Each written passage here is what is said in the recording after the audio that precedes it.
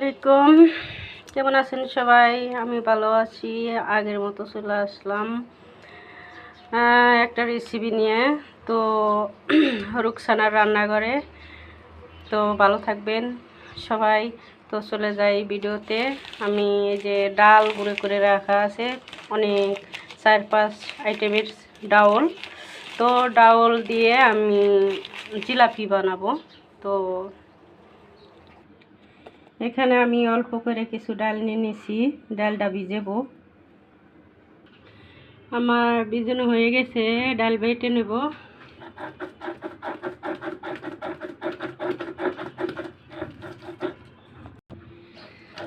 তো ডালটা একদম মিহি করে বাটতে হবে, যত ভালো বাটা হবে তত ভালো জিলাপি ভালো ফুলবে। তো আমি বাটে নিতেছি সুন্দর করে।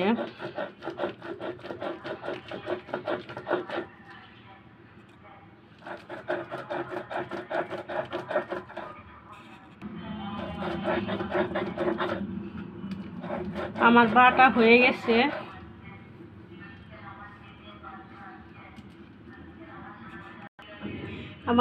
হয়ে গেছে। আমি তুলে নিয়েছি। আমি কড়াই বসাই দিছি। এই যে চিনি নিয়ে নিছি, পানি নিয়ে নিছি, চিনির শিরা বানাবো। তো কড়াই নিয়ে নিছি, তো পানি দিয়ে দেব। তার ভিতরে চিনি দিয়ে দেব।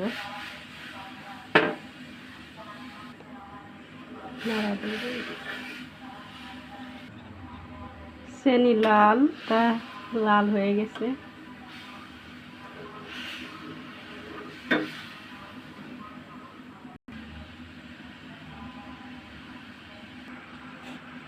আমার চিনির শিরাটা হয়ে গেছে সুন্দরভাবে। আমি জাল অফ করে দিব। একদম পারফেক্ট হয়ে গেছে। থাক, আমি এর ভিতর দিয়ে দেবো একটু লবণ, আর দিয়ে দেবো একটু খাইছুঠা।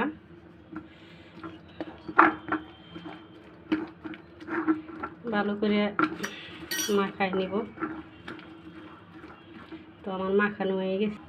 এদিকে নিয়ে নিছি পাইপেনে জাল ধরাই দিলাম। তেল নিয়ে নেব।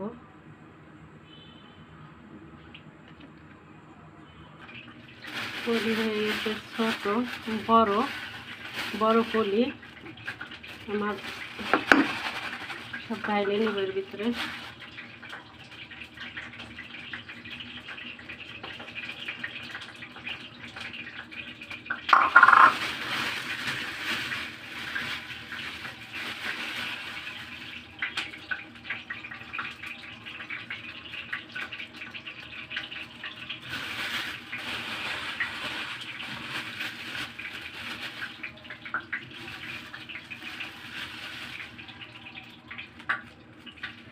যাই হোক, আমার সুন্দর হয়ে গেছে। আমি এটা একটু কাটে নেব।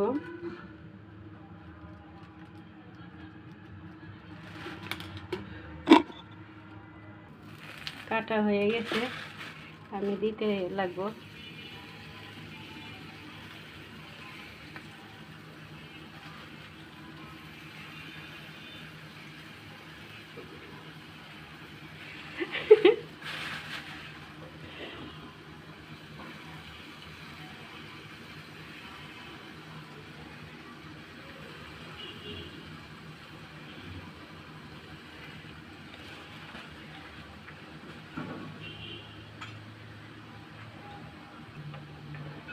আমি উল্টেই দিব ভালো করে।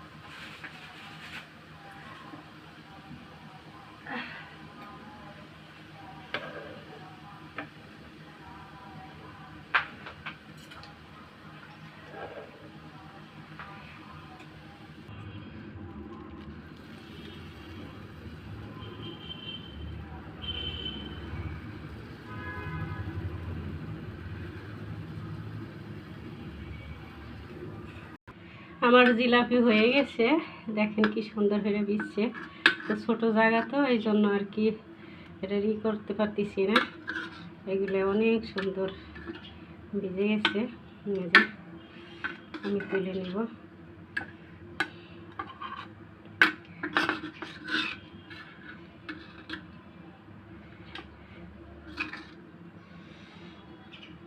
এগুলো একটু ভিজার বাকি আছে, দেখেন কি সুন্দর হয়েছে। আমার এটা ফেলাই দিব, দেখছেন সেই মজা, অসাধারণ হয়েছে, অসাধারণ। জিলাপি ঘরে বানানো অসাধারণ কারে বলে, সেই স্বাদ। আপনারা ঘরে বানিয়ে খায়ে টেস্ট করবেন কত স্বাদ হয়েছে। তো ভালো থাকবেন, আর রুকসানার রান্নাঘর চ্যানেলে আপনারা আসে লাইক করবেন আর কমেন্ট করবেন, উড়ে দূরে কমেন্ট করবেন, কেন যে কমেন্ট দেখলে আমার ভালো লাগে, উৎসাহ জাগে ভিডিও করার জন্য। তা আসসালামু আলাইকুম, ভালো থাকবেন, আল্লাহ হাফেজ।